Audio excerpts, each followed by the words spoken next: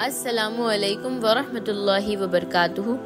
معراج کے سفر پر ایک جگہ نبی صلی اللہ علیہ وسلم نے بہت خوشگوار مہک محسوس کی تو نبی صلی اللہ علیہ وسلم نے جبرائیل علیہ السلام سے پوچھا کہ یہ کیسی اچھی خوشبو ہے، یہ کیا خوشبو ہے؟ تو جبرائیل علیہ السلام نے بتایا کہ یہ فرعون کی بیٹی کی سر میں کنگھی کرنے والی خادمہ اور اس کی اولاد کی خوشبو ہے۔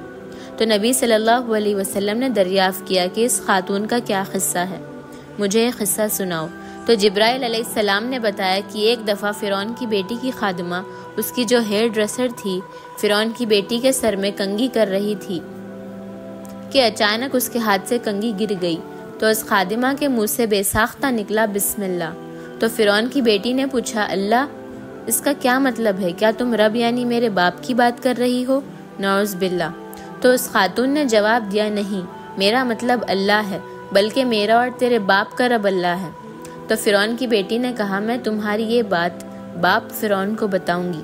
تو اس خادمہ نے کہا ٹھیک ہے جاؤ بتا دو۔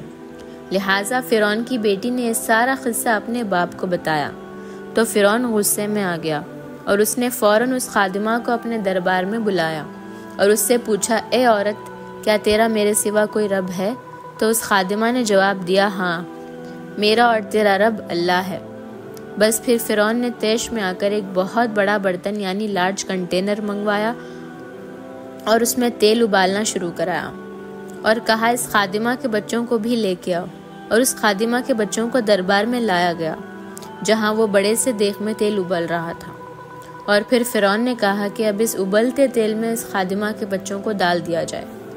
پھر ایک ایک کر کے خادمہ کے بچوں کو اس تیل میں ڈال دیا گیا۔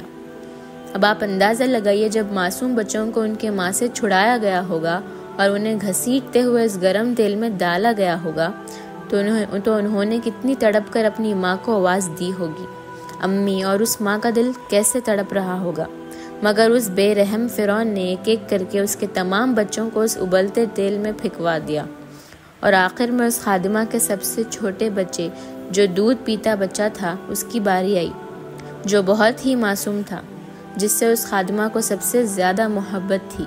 جب اس معصوم بچے کی باری آئی تو خادمہ کا دل تھوڑا سا نرم پڑنے لگا، وہ جھجک کر پیچھے ہٹی تو دیکھی اللہ نے کیسے اس معصوم بچے سے بلوا دیا کہ ماں آپ صبر کریں، ماں آپ حق پر ہیں، اللہ نے آپ سے جنت کا وعدہ کر دیا۔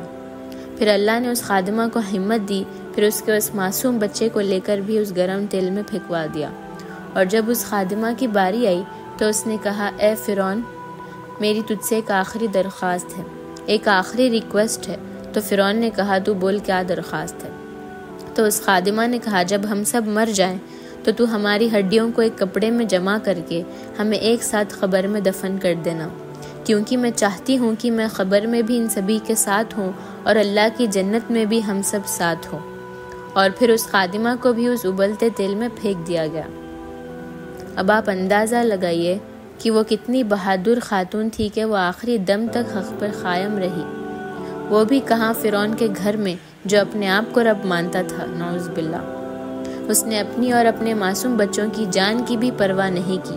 دیکھیے یہ وہ مضبوط اور غیرت مند لوگ تھے جو دین کے لیے اپنی جانیں قربان کر دی، اور آج ہمارا حال دیکھیے، یہ سب واقعہ ہمارے لیے ایک عبرت ہے تاکہ ہم اپنے عقیدوں کو چیک کریں کہ کیا ہمارا عقیدہ بھی اتنا ہی مضبوط ہے اور کیا ہم بھی اللہ کے لیے قربانی دینے کے لیے تیار ہیں۔ اس بارے میں ضرور سوچیے۔